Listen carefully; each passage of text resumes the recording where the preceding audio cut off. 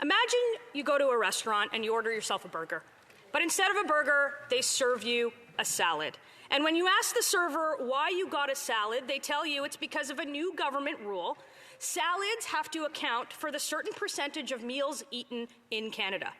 And that's ridiculous, you might say, and you wanted a burger, so you should get a burger. Nobody would accept something like this when they went to a restaurant, so why would they accept it when they browse the internet? That is the essence of Bill C11, a solution looking for a problem that doesn't exist, and the latest attempt from these Liberals to stick their nose in where it doesn't belong and limit the freedoms of Canadians. And I would hope that the member from Louis Saint Laurent will share a burger with me, because I'm going to share my time with him.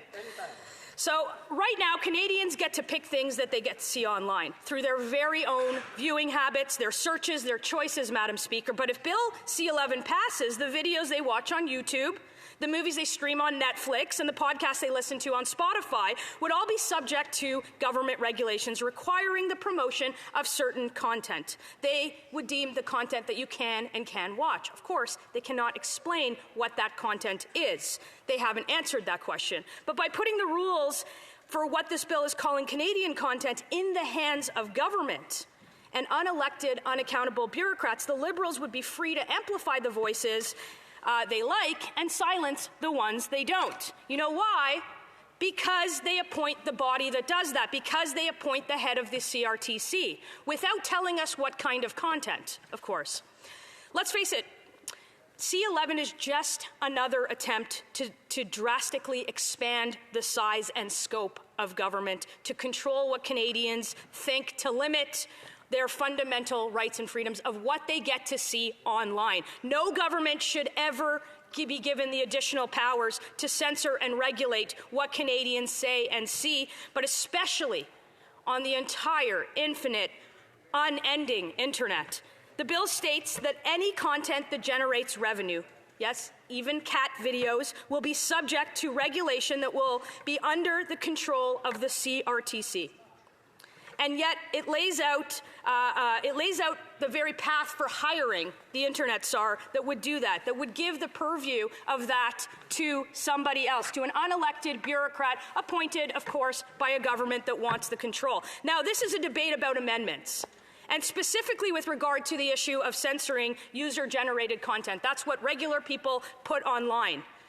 The government was really never going to consider that amendment, because they took it out of the bill to begin with, and I'll tell you why. Here's the response to trying to get user-generated content out of the mix. It's in Amendment number 3. It's part of what we're discussing here.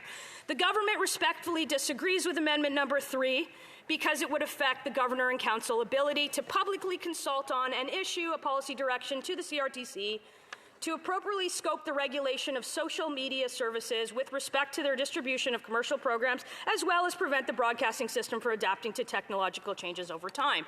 That's their response. The rationale behind the rejection for content creators is finally, they finally said the quiet part out loud. It's right here. For the government that claims that user-generated content was never going to be part of this bill or won't be part of this bill, they took out that amendment, and then they rejected the fact that the amendment would have been put back in the bill. It says the opposite right in the rationale. The government wants the power to direct the CRTC on user content today, and they want the power to do it in the future. Regulatory power over user content is confirmed in that explanation. It covers YouTube videos, podcasts, and any other content on platforms we don't even know exists yet, because that's what adapting to technological changes means. They've regulated something that doesn't even exist yet. So there you have it. A statement that you heard from the minister on this point is the exact opposite of his response in the House, his response in committee, his response on television, which makes it the actual opposite of the truth.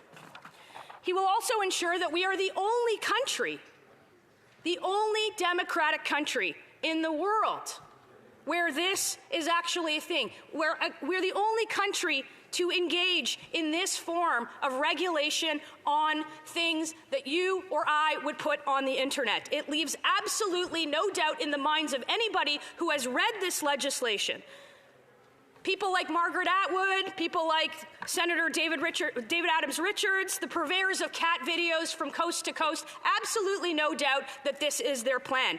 They just said the quiet part out loud. Platforms are in and user-generated content is in, and anything else is simply untrue.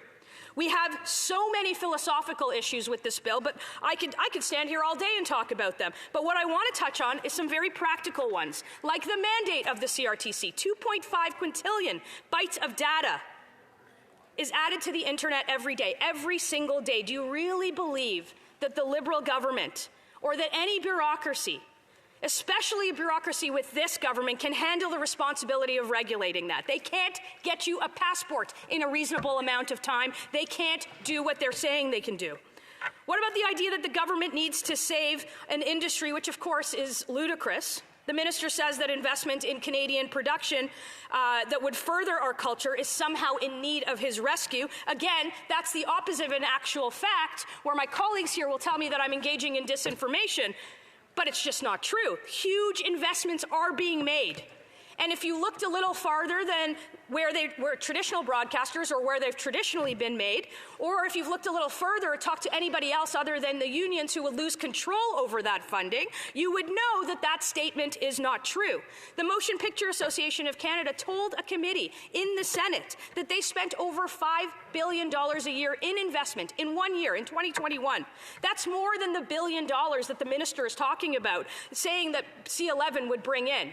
$5 billion is more than $1 billion, and that's in a single year by a single industry association. So what about the fact that Canadian creators haven't asked for this? And in fact, many of them have spoken out against it. Those are the ones that have had tremendous amounts of success, the ones that are going to be held back by this. The creators in this country that without government have reached unimaginable heights, both within Canada and especially outside of Canada. They've been ignored. It isn't about culture, and it certainly isn't about funding. It's about control. And they're doing anything possible to increase the size of the Canadian government and reduce the freedoms of what you see online, of what ordinary Canadians see and put online. Ordinary Canadian citizens. And the government will stop at nothing to do more of that, no matter how much the facts don't line up, no matter how much they can't answer questions about what Canadian content is, who will regulate it, or just simply mislead this House in telling us that the CRTC has no role in this.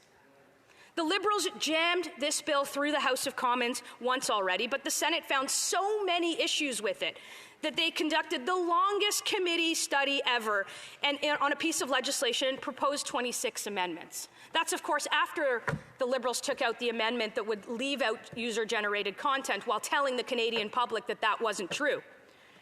But just like that, just like putting lipstick on a pig, it leaves you with a pig. Putting amendments into Bill C11 just leaves us with C11, a bill that at its core restricts and infringes and penalizes. A bill that can only be fixed by voting it down, by making sure that it never sees the light of day. A Conservative government in this country would have never introduced it. And if members of this House make the mistake of passing it, we will repeal it. We don't need a government deciding what we can and cannot watch. We don't need a government to pick the winners and the losers. We don't need a government to get more involved in the lives of Canadians. They're involved enough, and we see how that's going in this country. We need a small government that makes room for bigger citizens, where government is the servant and Canadians are the masters. Mr. Speaker, we're upholding the heritage that Canadians have given the world, that successful creators have put out there. We're here today to stand against Bill C11, a bill that goes against the principles of freedom, the values that have been the bedrock of our country for 150 years, the heritage that this heritage minister should in fact be protecting. Freedom is the very opposite of this bill. He shouldn't be focusing on arbitrary rules. And if he did, he should be able to at least explain them in this House, in committee, or on television. He should instead be focused on growing the power of people right here in Canada and letting them decide what they can see on the internet. Question